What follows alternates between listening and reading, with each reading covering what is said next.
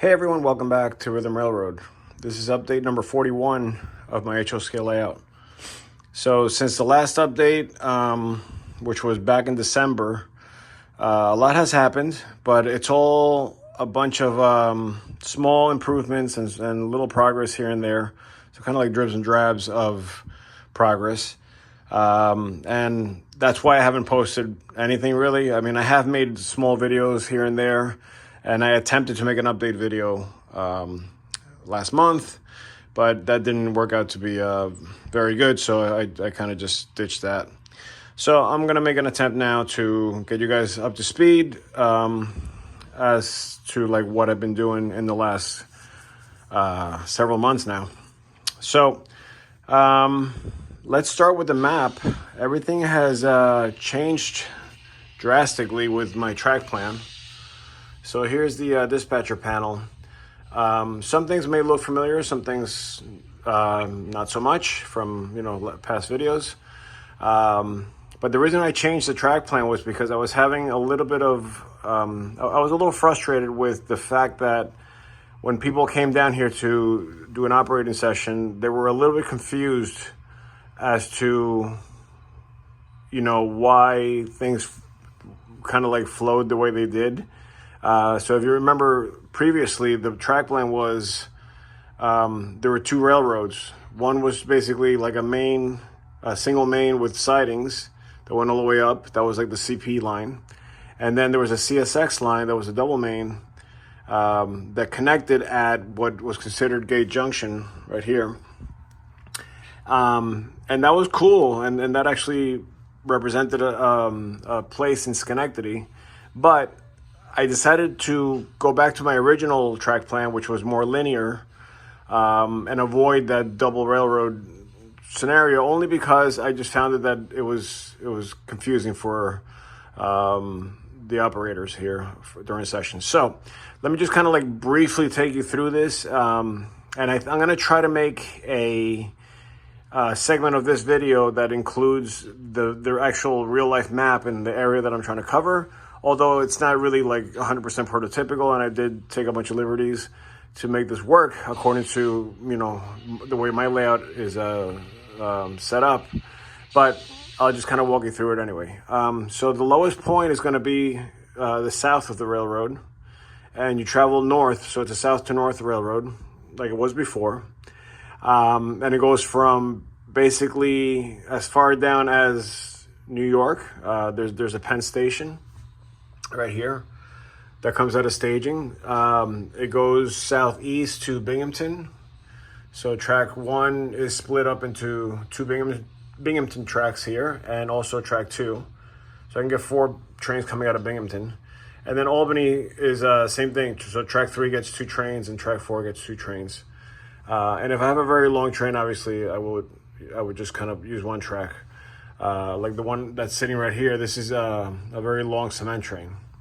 And then also I decided to add another branch for Mechanicville, which you see here.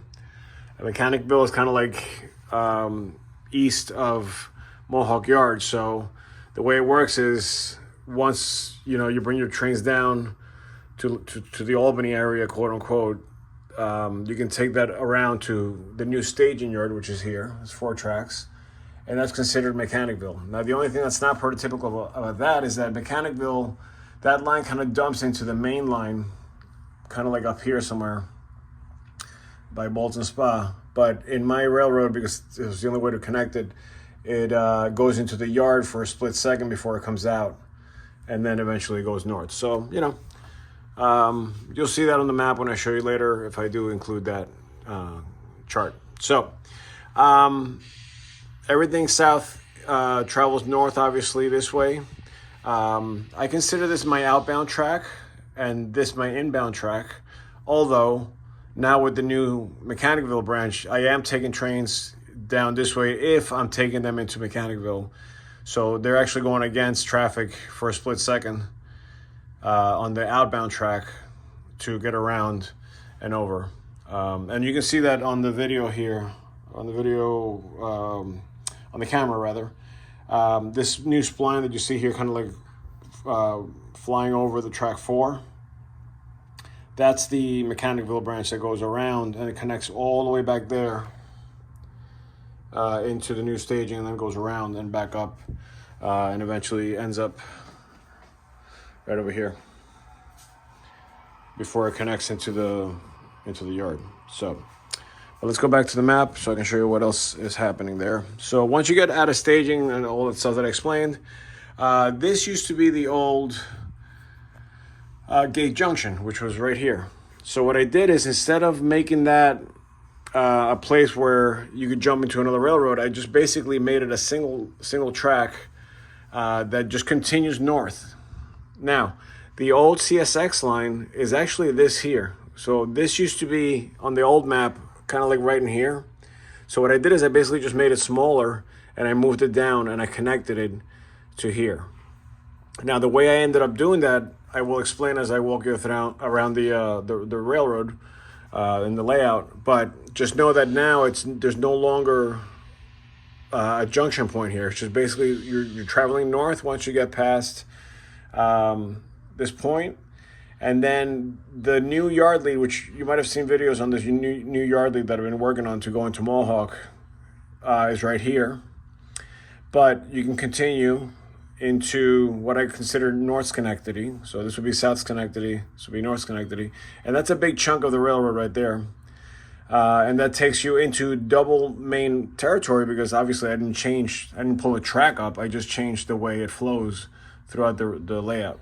So this double track area here is basically the main level of my layout. It goes all the way around. And then the only overlap, so like this right here, is also here, but there's no connection point. So in other words, a train coming from the south goes through here, it goes around the entire layout and then ends up right here. So the only overlap is really here, but there's no connection point. So it seems like it's a longer railroad because it goes around basically twice. Although you're not really on the same, you're not really in the same area on the layout for very long. It's just right there. Okay, so that would be this here. And then once you get past that, this is the same as always. The only thing I changed, and this is old news, is up here, once you get into Fort Edward area, I made this double track also with a couple of crossovers, because I was having bottleneck issues big time here, especially with the yard over here, with Whitehall Yard. Yeah, anytime anybody was working here, it was all bottlenecked because it was only one way, one single main for you to get in and out of this area. So now that it's double main, there's a lot of options to get around any trains that might be working there. And then obviously you keep going north, and you have the reverse loop here, which is partly scenic and partly staging, right? But it's visible staging. So Willsboro's here, then it's like, Port Kent or whatever. And then you get into Plattsburgh area here. And this is supposed to be like Canada, around here somewhere. But you'll see that on the map and how I represented that part. So that's basically the gist of it. The only thing that you have not seen is this here. And what this is the original line that used to, go around the CSX connection. So if you can imagine, the CP line used to come north this way and then used to go under, what was that bridge over there? I'll show you in a sec. And then basically continued here before it went into Saratoga Springs, but this was separate. It was like a separate railroad right here. So let me take you through the layout and I'll show you how all that stuff has changed. Okay, so this is the map that I was mentioning on my video, and before I start doing anything at all, I just want to apologize about the audio. My laptop's microphone is not great by any means, so this might sound a little bit like a transistor radio. But anyways, this website, which I highly recommend, by the way, was brought to my attention by a good friend of mine. This is called Rail.Guide. And it's a great website for model railroaders and for rail fanning and other railroad related things, because it really makes everything look crystal clear as far as like what railroads run in what areas. Um, you have information about current railroads, which is what I'm looking at right now, versus if you click on I think it's on maps. Yeah, you can see like the classic railroads that used to run in the same area, or even like abandoned railroads, or both. So it's really cool. I was kind of messing around with it, and it's really cool to see all that information. So you can see what is still happening as far as the railroad industry and what used to happen.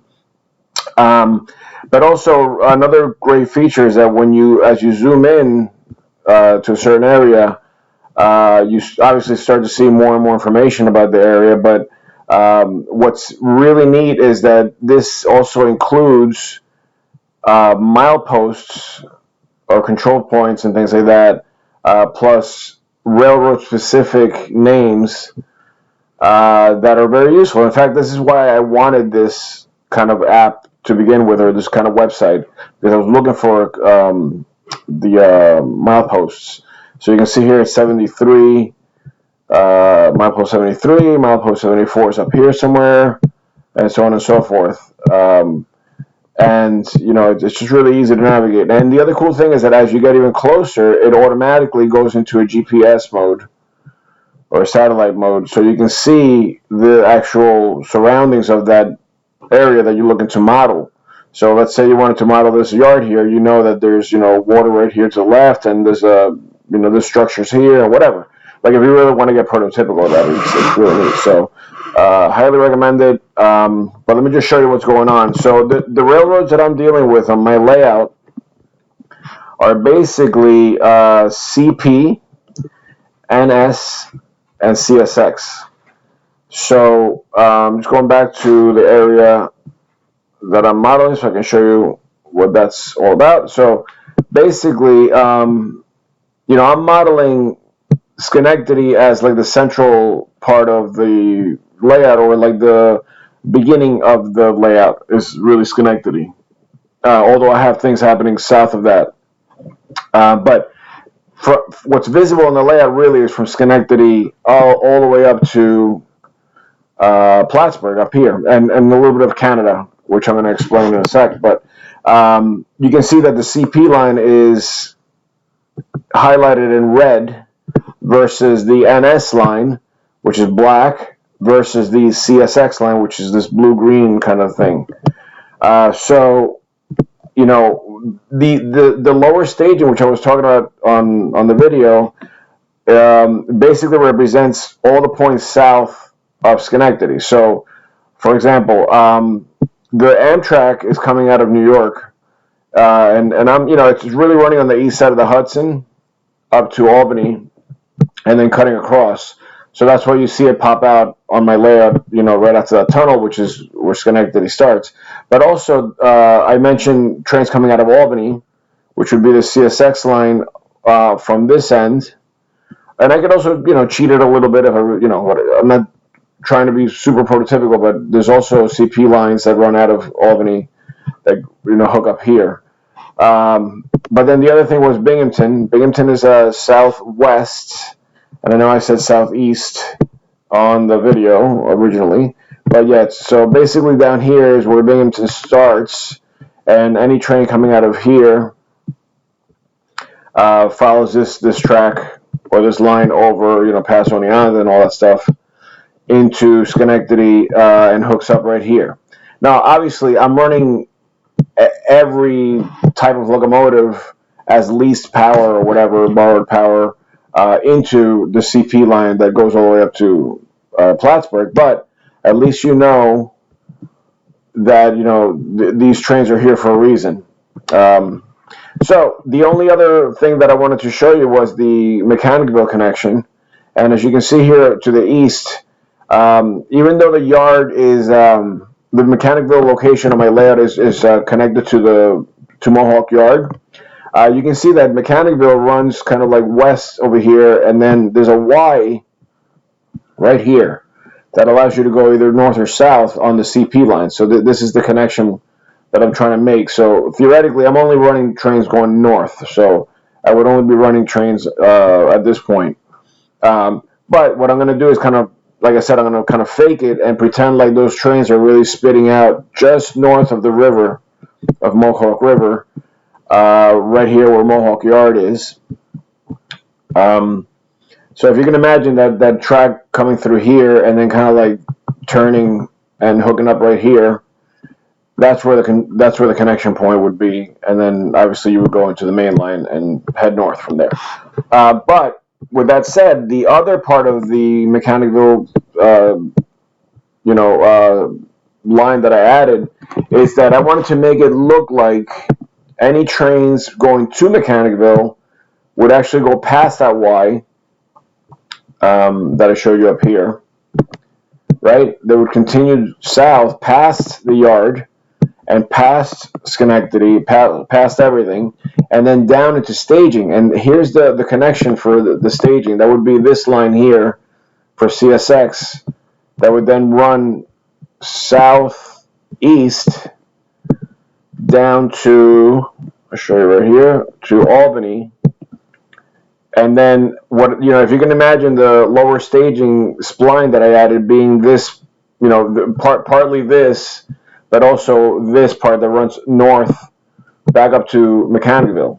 So it's this loop that I'm trying to, represent within my layout.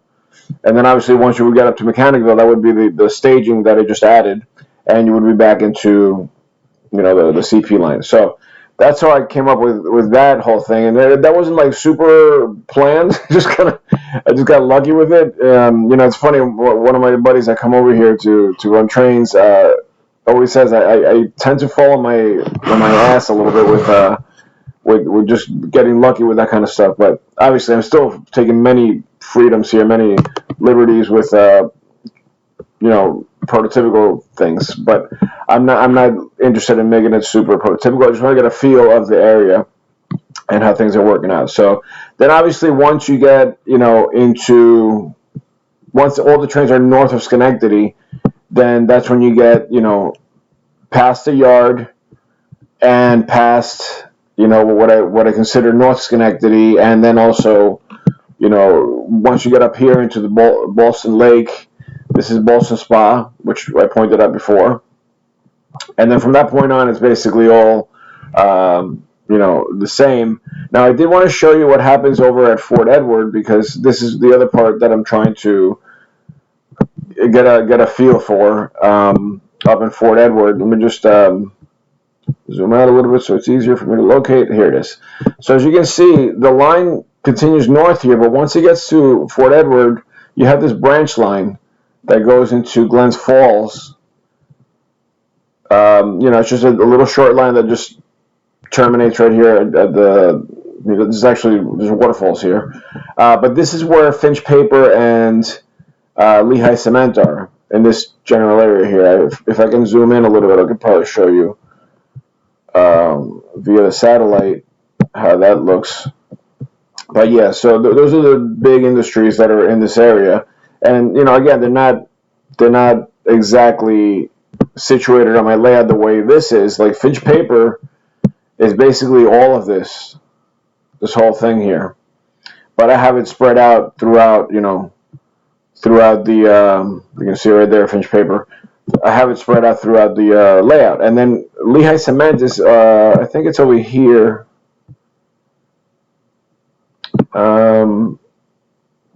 Look, this is part of Finch also. This is what brings the wood chips and the pulpwood over.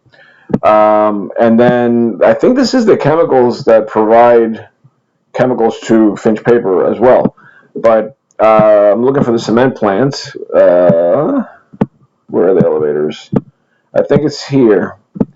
Yeah, so it's basically right here, Lehigh Cement. So I think this over here is part of Lehigh Cement, or at least it was at some point. There's an elevator here. But it looks like a lot of the stuff crosses over to this area. So this might have been like the more modern area of Lehigh Cement. And this is what I'm trying to quote unquote replicate. But that little short line is what I'm excited about because it goes through here, right? And even though it's not parallel to the Fort Edward main or the CP main, if you can imagine that single line being very close on this side, that's kind of the feel for it.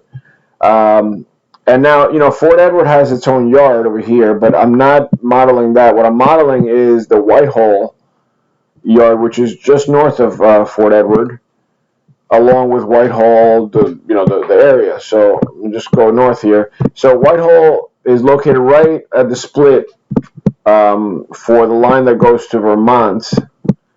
So that's how I'm able to locate it pretty quickly. So right here, you see this Vermont line that branches out. The yard that I'm modeling very loosely is this little yard down here.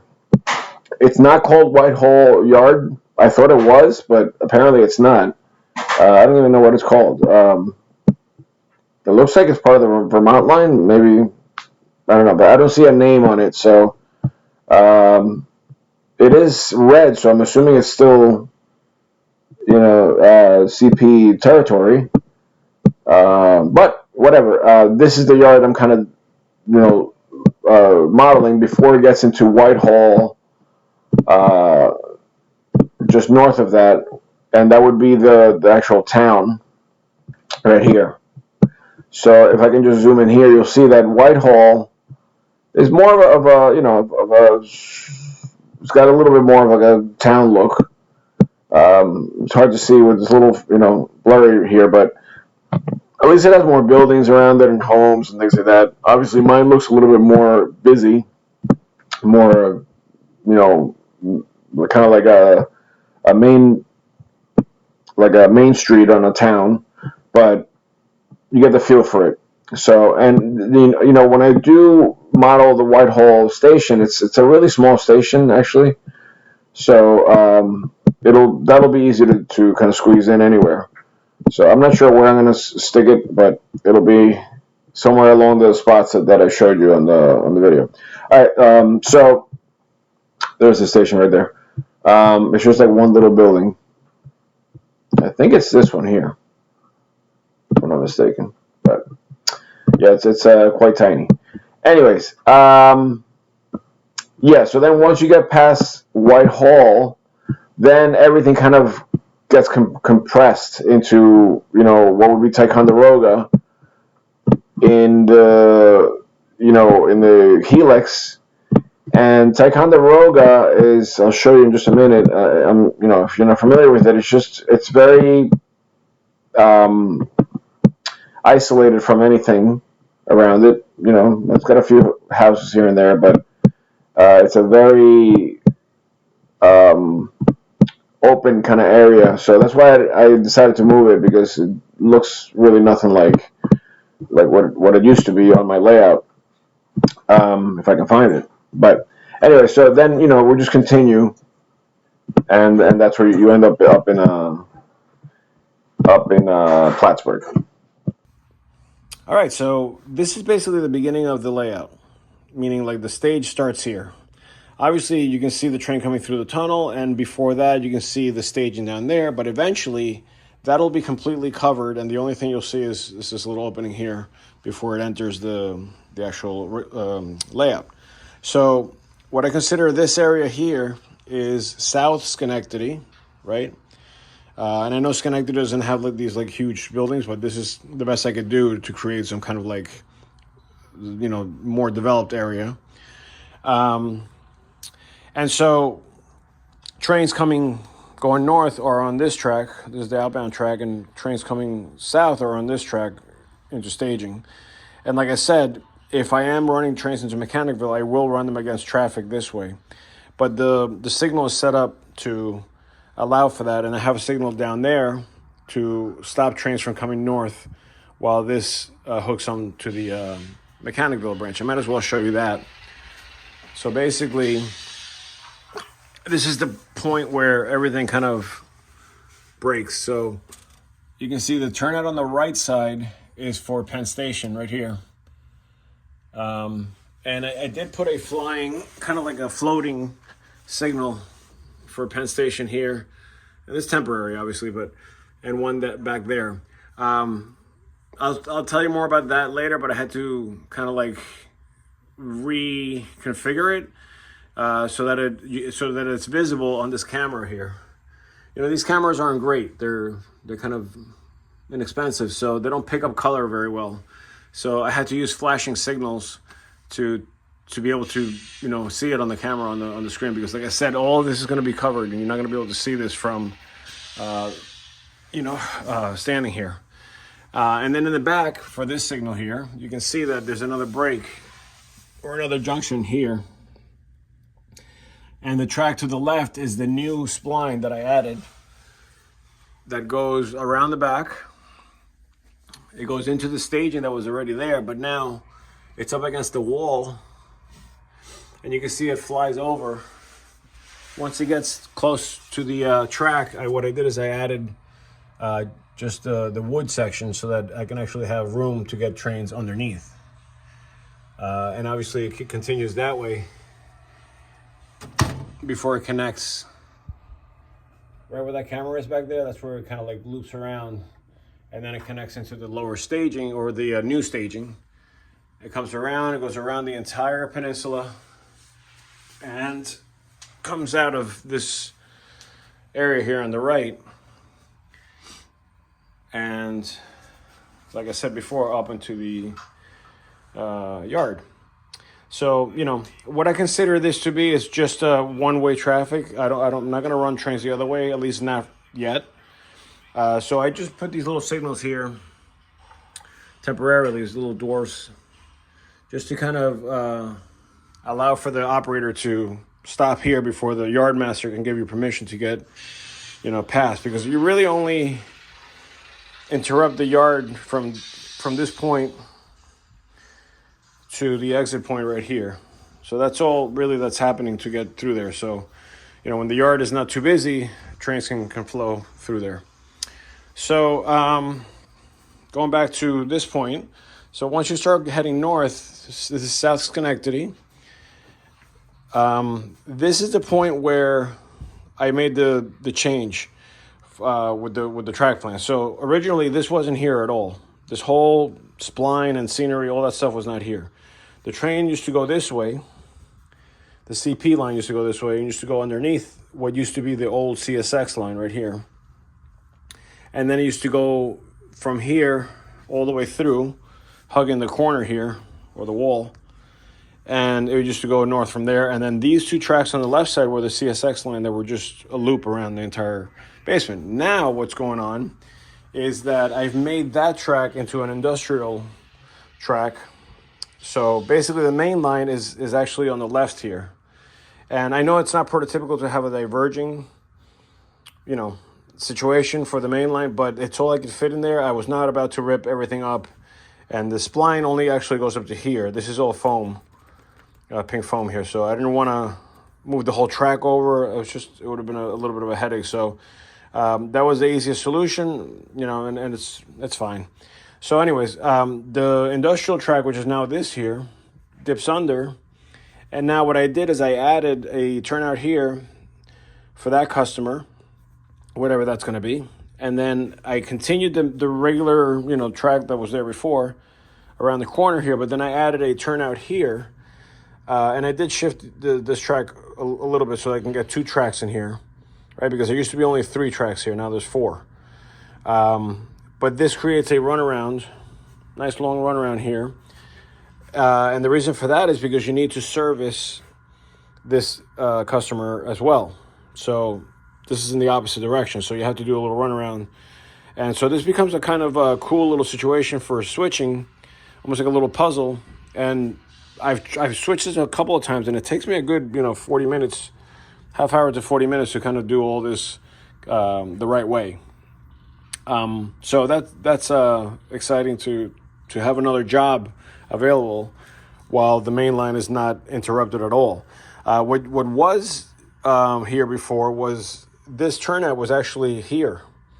on the main line, and that was the only way to get into this metal company here.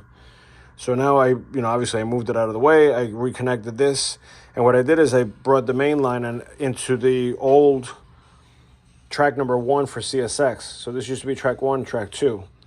So let me back up so you can see how this flows. So again, this is the new main line now coming out of the staging. Main line continues this way. I added the spline. I added all this support here. And now instead of being on that side of the double main, it's on this side, which allows me to continue on. So now the main line just continues on the outside here. And then here is where this is the yard lead that I was telling you about. I wanted to create a nice long yard lead, so more about that later. But the main line basically continues this way, and now it splits just like before. I mean, this was already kind of in place, but now this becomes a double main line for CP as well.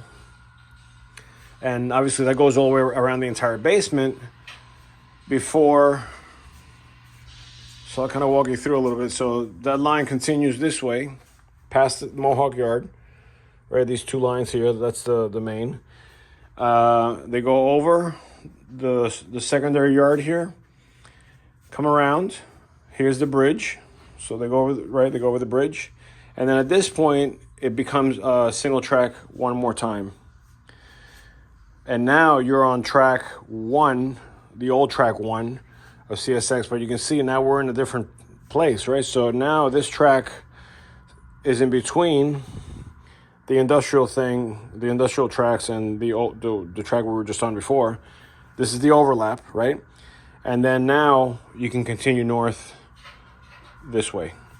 And from this point on, it's the same as always. It goes over the bridge, around here, into the tunnel, and then up to Saratoga Springs. So that's basically the biggest change was here. This took a while to kind of figure out and to reconfigure, and the wiring, was off. And also, I added new districts, new power districts and things like that. And so everything was completely mixed up. So I had to reallocate things and run new wires for like the specific detection areas with specific districts. So it was a little bit of a headache. I still haven't worked out all the glitches. I still have some things to work out, but I'm very close. At least I can run the trains and I don't have too many problems. Just backing up here a little bit, one thing I ran into was that originally I had 2 number 6 turnouts here, right? Because it was a crossover. So because this used to be a double main, you can see the cork here from the old main. There was a number 6 that actually went this way, I think. Oh, no, it went this way. And then I forget. Oh, yeah, so there was another number 6 here facing the other way. So that's how you got that crossover here, right? But I didn't want to take that crossover out necessarily. It was actually sitting probably around here somewhere. But what ended up happening is that created a little bit of an S-curve here. So the train was making a real tight turn here, getting into the main, and then making another turn right here. So it was like, it was kind of dancing around, especially the long auto rack cars and stuff, potentially causing derailment. So sometimes they did derail. So my friend came by one day just to kind of test things out, and he recommended I put a really long turnout here. So, I use Pico turnouts, and the longest Pico turnout available is an 8. But I decided to go with a Walthers turnout. They make number 10s, and this actually fixed the entire curvature because now it's so much smoother, right? You can see how it just kind of flows right in. There's no like wiggle or anything like that. I did make a mistake. I bought a right hand number 10 because I was thinking I was going to go straight and then diverge, but that also created a little bit of a dance there. So by doing a left hand turnout, I was able to create this longer, wider turn here, while the left became just a tiny bit tighter, but it's still like in the same direction, right? You're still kind of curving this way, rather than doing this like back and forth thing. So that worked out nicely. Okay, so moving on. Oh, by the way, I also had to add, signals. I had to move things around with the signals. Luckily, that kind of worked out because this signal was over there before, so all I had to do was shift it over. And I didn't need an extra signal because it's only one railroad now. So that actually worked out nicely. But I did have to add signals down here, right, for the industrial area here. I decided to go with the dwarf for the industrial spur, and then a tall mast for the main line, and obviously a double-headed one here in case you're heading right into the industrial area or going on the main line. So that was an addition that I had to run some new hardware and some new software to get that to work. And then I also wanted a signal here, this is like one of maybe two triple-headed signals that I have. But this was more accurate because this one is telling you, obviously like it's all about speed, but the lower head is basically dictating the sort of diverging route into the lead, while the middle head is dictating the diverging route here, and the top head is dictating the main line. But obviously, there's combinations of all things, depending on what speed you want to take through there. So I did my best to kind of make it make sense as you travel through there. And depending on what signal you have next, this will change, combinations. So the only thing I had to do here was I had to move the signal back further because originally it was a triple bridge here that took care of, the CP line that used to be here, and then the two CSX lines that were here before. So by taking that bridge out, I had to separate kind of like the signaling. So now these two signals are designated for that turnout there, for the connection point, and then this signal is designated for the lead going into the main. So this was new. And this I had to modify. This was actually that triple bridge, right? If you can imagine the bridge coming all the way through, and there's another set of heads here. So not only did I bring the head count down to just, single heads here, but I also took the leg that used to be on that side and I brought it over. And then I added my own bracing, but, it looks like it's part of the original signal. Now, the only thing I haven't gotten to is the railing on top here, so it's just kind of sitting there, but it will eventually, be in the right place. So this is not connected yet, and it's upside down too. It's just because I put it there so I don't forget about it.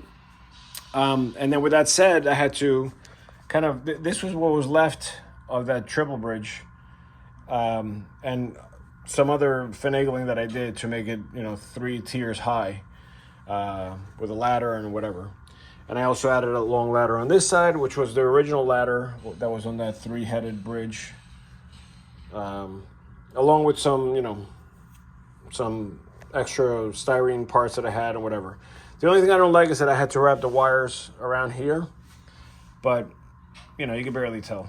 So, plus, usually you look at the signal this way and you can really, even if you take a photograph, you're not going to see the wires in the back there. Okay, so now we go around the main line, double main line. This I took out because originally this was going to be just a little spur thing that, had an industry back there. But now what I did is, since I already had the lead here, I decided within the lead to make this little aggregate company here that's going to be part of one of the yard jobs or a local train that just kind of switches that out. And so, you still have the lead going across the river, which is Mohawk River now, and then into the yard through this cool little tunnel. So this scene, I actually just made a video about this scene. It's pretty much complete as far as like the elements that are in here. I'm going to add more trees and more shrubbery and things like that. And then eventually I'll add a photo backdrop to make it look like it's, deeper. But at least all the water effects are done and everything is pretty much in place. So I'm excited about this scene. It looks really nice. Great place to take pictures. So anyways, so we're going to go back to the main line here. So this stayed the same. You still have the grain company here. We go across the Mohawk River here. And, the reason why I wanted to make this North Schenectady is because I wanted to represent that northern part of Schenectady where you cross a bridge and then you go right into Mohawk Yard, which is here. So that kind of, it makes it feel a little bit like that. There's nothing else that you see here is really there, but at least you get the sense of where you are on the real map. So you dip under, nothing really new here. You just, this was what it was months ago. Go all the way around the layout, take you around. Right, so now we're on what I consider the south side of the yard. This is now Mohawk Yard. And Mohawk Yard, is kind of parallel to the main line here. So main line continues. Past these signals, these were here already. And then starts to climb so that you can do the flyover.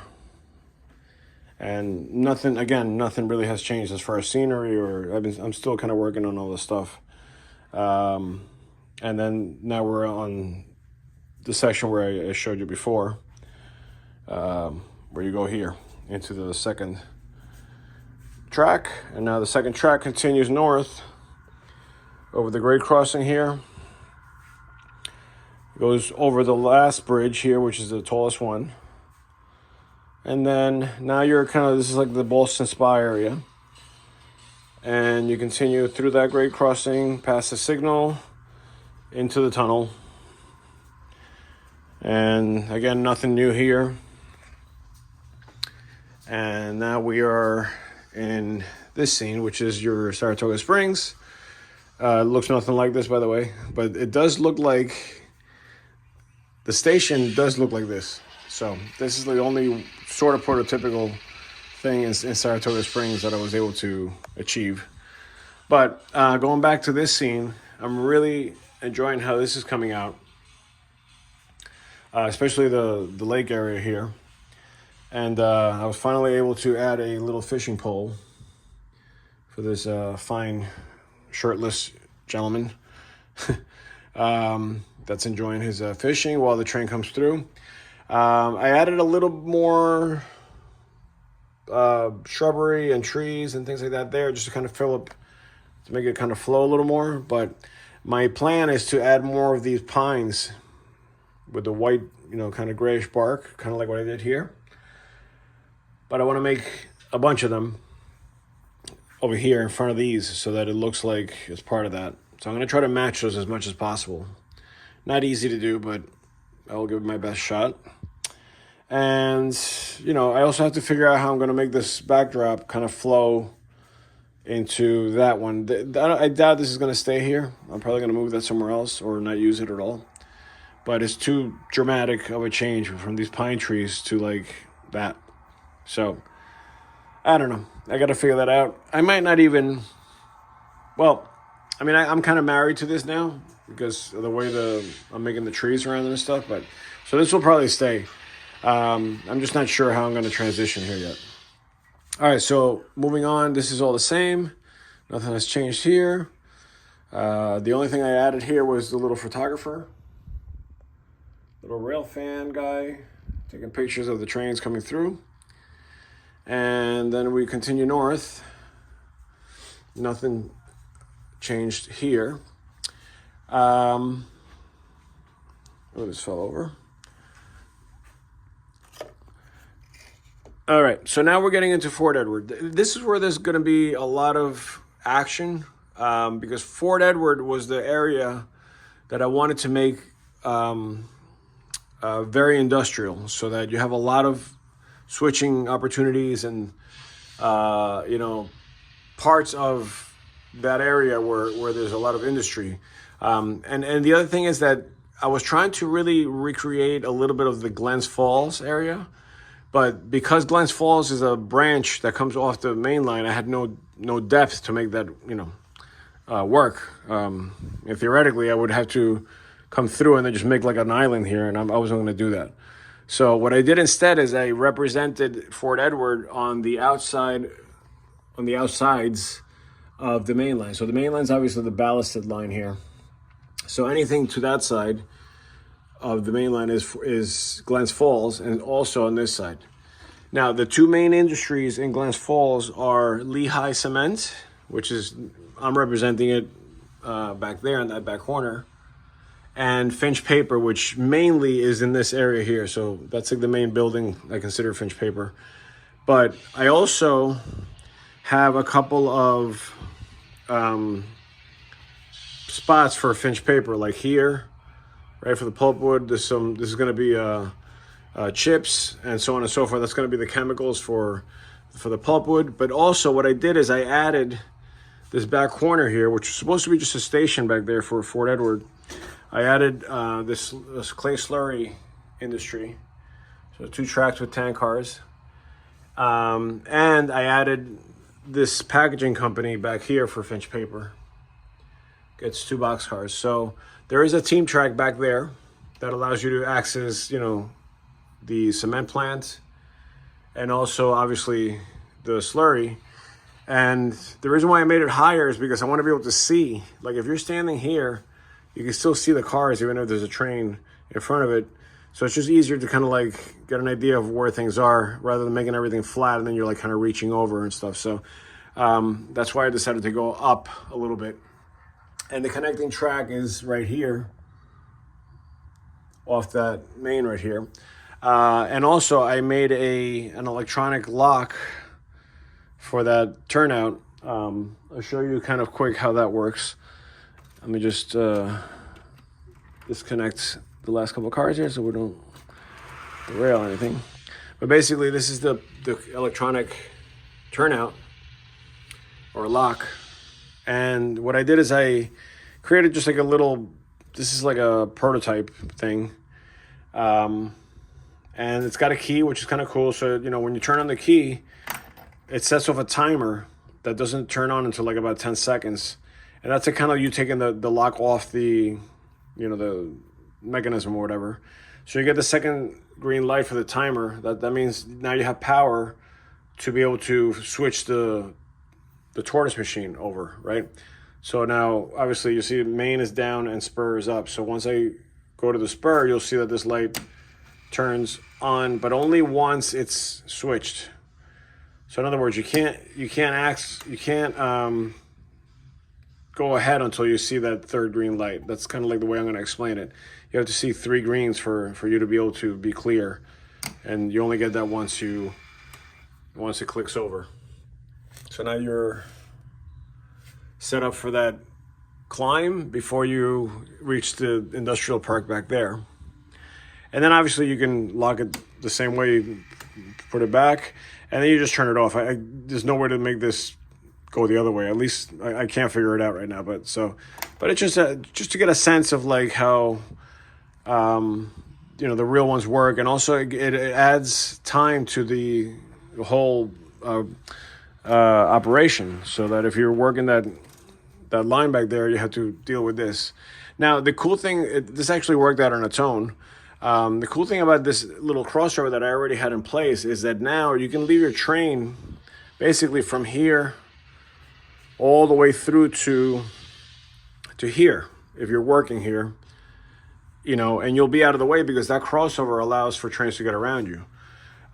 So that's kind of neat. That worked out nicely. And because it's going to be a short line situation, you don't have to have like a massive train sitting there. It's probably just going to be a little switcher job. Like, for example, this is my switcher for anything on this side of the tracks and also on that side, but you have to get permission to get on the main because this is independent. So this line here is just an independent short line just for Finch Paper, which it's kind of like what you see in Glens Falls, where there's like a little short line that travels. So this is how I represented that. So this is completely independent of the main line, and it does have access to the yard without getting into the main line. So you can pick up cars here from this transfer yard, which is basically there, at Whitehall. This is Whitehall Yard, and then you can pick up the slurry carts, for example. And then there is a connection point here to get on the main line so that you can then cross over right here. This is the new crossover. And then now you can access that far main to get into Lehigh and Finch paper. So I don't know. I think that makes it a lot more interesting, and also it avoids a lot of traffic, like I said before. Because, for example, if you're working, let's say there's a train that comes in, and it needs to work the yard here. It needs to kind of shut back, so you can break the train up here. Bring the cars that you need forward, and then shove back right here. And this will eventually be another electronic lock that's going to sit here. Right now it's dispatcher controlled. But I think it's going to have to be electronic locked because the signal is ahead of it. So theoretically that signal should be here. But then it makes this little section too short for any train to really fit in there. So what I did is I put her on this side.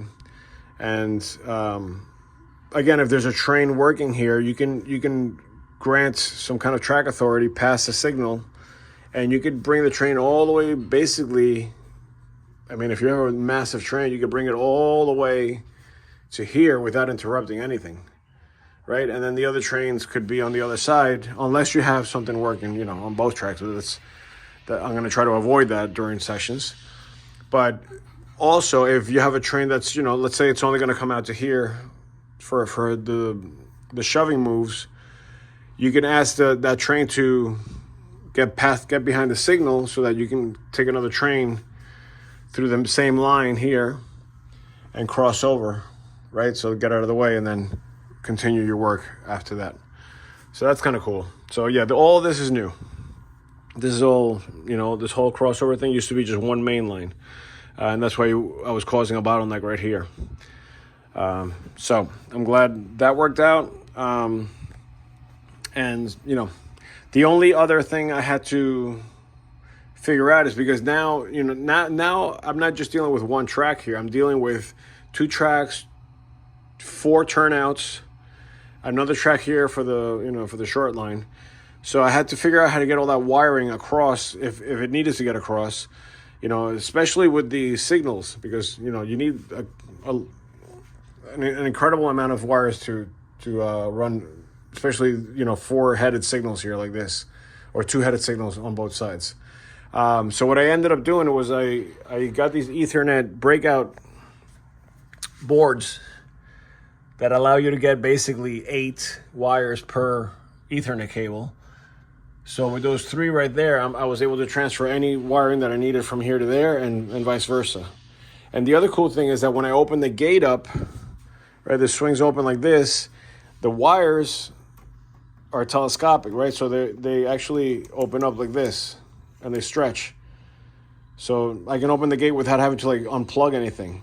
And then once I get ready to do it again, I just go like this and they go back up and they tuck in. So that's a great little thing to have. I was a little concerned with the thickness of the wire because, Ethernet cable is very thin, especially in those devices here. But I haven't had any problems with the power getting through or the signal's not working or anything like that.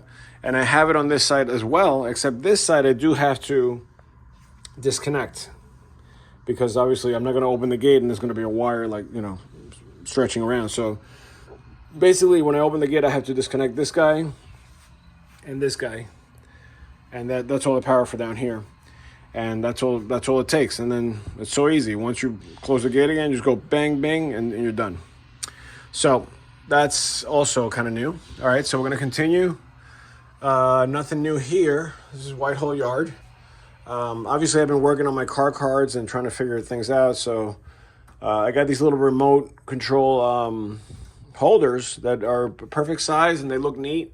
And they're tough, they're durable, and they have a little screw hole. So, it's so easy to use. I highly recommend those. I made a whole video on that. So if you want to check it out, go back a little bit. It's just a couple of videos before this one. The yard, I think I already spoke about this, but the yard was modified on this end because I had a turnout that came out of the siding here. You can still see where it used to come in, and then it was creating a very awkward situation here to get the tracks open, the throat open. So what I did is I actually extended the bench work here, and I added this bridge over the highway that allowed me to bring the tracks, this way.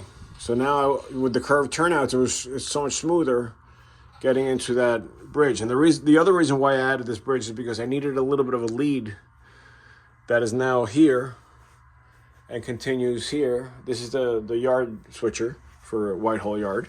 And this switcher basically comes in, grabs a row of cars or a string of cars and just pulls it back, and now it can resort just by using this lead over the bridge. So this is another neat little job that's going to be like its own thing, right? So trains are going to come southbound, work the yard from that end, right, shoving back, and then the yard switcher is going to be on the north side of the yard, and it's going to reclassify things for wherever they're going next, including Finch Paper, which is that track right here. And then obviously the little switcher from Finch Paper is going to come through without interrupting the main, grab those cars, and then do whatever it needs to do on the other side. So I'm very happy with that. Plus it looks great. I love these bridges. Those are new. And I tried to make it where like one looks older than the other, right? One's got more rust and stuff than the other, and just make it a little bit more interesting. All right, this signal I did have to move because I had two separate signals, like one here and one there. But because I had to add all these turnouts here to have access to the yard, I had to shift it back and also make it a bridge because there was no room for me to get, signals on the ground. So that's new. And then the opposite side of the signal would have been here. But it's very hard because there's a corner here, right? So if you're standing here operating, there's no way you can see that signal from here unless you really like dive over the bench work, and I don't want people doing that. So what it is, I moved that signal on to the other side of the road, and I kind of faced it this way a little bit. So now it's really easy to see. And either way, it kind of makes sense because you'd want to stop the train. If there's traffic up ahead, you want to stop the train before the road, so that you don't interrupt anything in town, right? As little as possible anyway. So that actually worked out nicely. After that, this town has been kind of the same, although it's not called Ticonderoga anymore. Now it's called Whitehall. So there's going to be the town of Whitehall. Ticonderoga is going to be in the Helix because, theoretically Whitehall is more like a town and Ticonderoga is kind of like the middle of nowhere. So I figured this made more sense, having Whitehall, the town here. I'm probably going to put the station over here somewhere, and then, or maybe back there somewhere. And then Whitehall is just south. Whitehall Yard is just south of the actual town. So that kind of made sense to me. So we got into the Helix, and everything is pretty much the same there, although I have the same problems that I've had in the past with shorts happening here and there because of the reversing situation. And then it spits out here, heads right, so here's the Helix, comes out. Now we're in the third level, and we go to the right for northbound, and the southbound trains are coming this way. That's where the return is. So it spits out to the other side, and we are in Willsboro, which is the siding that's up here. Very long siding. It's from this signal around this curve and all the way down to there, where you have the other signal.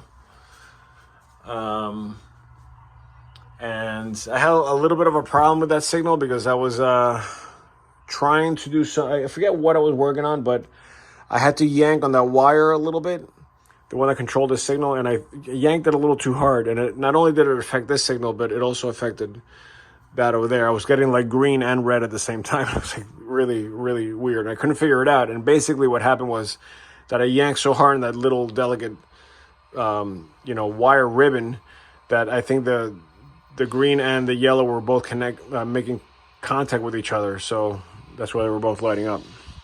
So anyways, the third level, again, everything's the same. The only thing I've been noticing is that the third level gets dirty much quicker than the lower levels because I guess the moisture gets caught up there from like the laundry and whatever, and it just creates more residue up there. So I've been having to clean that a little bit more often than the rest of the railroad, but only because I'm not really running trains as often as I should be. And so, you know, when the tracks just sit there without any wheels running over it, it tends to do that. And then we get into, which, you know, the area called Plattsburgh, which is basically your 3-track staging. Now, there is another track going in here. I do have room here. I have about, you know, 3 inches. So I'm going to add spline here. I'm going to bring all this forward a little bit further. It's not going to make a difference with the scenery on the bottom because it's out of the way anyway. And that's going to create 4 tracks up north, which is much more convenient. In fact, I've already added the 4th track up there. And the reason for doing that is because I have basically 4 tracks coming from the south, whether you're coming out of lower staging or from Mechanicville, and that would kind of balance it out a little bit more. And, you know, it's a pretty long staging yard. So from there all the way through to there, you can get some serious trains up there, even though, I mean, this coal train is like the longest train I'm running right now. And it fits in there without a problem, with plenty of room left over in the back there. So nothing new there. Now, here's where the new stuff really has happened. Electronically, like I told you before, I've had to make a lot of modifications. So not only have I been adding things like, you know, I've had to get like new reversing units that also have detection. So I use the Digitrax BXPA ones, and that's like a reverser and a detector in one. So I've had to add a few more of those because now I have a reversing segment or section coming into Mechanicville, right? Because you kind of go in the opposite direction and you're hooking up here. I've also had to add more power to the layout because the amount of boosters that I had before were creating major drops in voltage or in amperage, I guess. And so I had trains kind of stuttering and you know, when you had like a full yard and trains running in the engine facility and, you know, trains coming into the yard, it was a little too much for the booster to handle. So I added a few more boosters. And then I also reconfigured the way my districts work. So, you know, this is kind of like this is what I had originally. I had the D&H main line on one district. I had the CSX line on one district. That's no longer a thing anymore. Then I had Selkirk Yard on its own circuit. Whitehall Yard and the spurs around the railroad on its own circuit. The helix was obviously separate from everything else. 3rd level separate, and then lower staging. But I had one booster controlling basically. So like the first booster was controlling the D&H main line, the 3rd level, and the lower staging. So that was already way too much because this is where you get most of the locomotives just sitting there running with sound and whatever. And then also you have the D&H, which is a very long line. So if you have, let's say, you know, you can get a good amount of trains and probably like 5-6 trains on there. Now you're pulling a lot of amperage. Plus the 3rd level has staging up there. So now you're not only dealing with lower staging, but also upper staging. And that's like way too many for one booster. And then the other booster was running CSX Selkirk Yard in one booster. And then Whitehall Yard and Helix. And then also like a few other things were running from a 3rd booster. So what I did is I added 2 more boosters. Because it's like Digitrax makes these DB220s that have 2-in-1. Which is really convenient and it doesn't take that much room. So now I have the D&H running on its own booster, the CSX running on its own booster, Selkirk running on its own booster, and then the lower staging on its own booster. The 3rd level and Whitehall are on their own booster, even though I eventually would like to do that. And I forget where the Helix is still connected to the D&H booster. So now, theoretically, I should have no issues, even if there's a million people down here running trains at the same time. But what ended up happening was that because I had to rewire some of that stuff from one circuit breaker to the next, it caused problems with the common rail going into specific, detection zones. So I gotta go through it and kind of like take out the bugs, and I might have to move some things around to make that work. But this is what happens. You plan for one thing and you start adding and adding and adding, and before you know it, now you got a whole puzzle in your hands. But like I said, I've been running trains. It's not like it's a major catastrophe or anything is like blowing up or whatever. But there are some glitches. It's definitely. I can tell that there are some little things here and there. And I pretty much know why they're happening. I just have to kind of come up with a plan to wire things perfectly. So that's been like the major, progress. It's the wiring and reconfiguring everything. And now, because I got the new boosters, reconfiguring again. That's going to be like my next thing. So that's it's going to be a little bit of work, but I don't know when my next update's going to be, because my wife and I are expecting a baby in any day now, probably this week coming up. So we're excited about that, but obviously when the baby comes, this is going to have to take a backseat for a little while until we get settled in and get into a routine, and then obviously I'll have time to come here once here and there with whatever time I can find. But the good news is we're going right into summer, so I don't have to work over the summer, so that buys me some time to come down here when I'm not on duty upstairs, literally. So anyways, I hope you enjoyed this update, and I will see you on update 42. Thanks.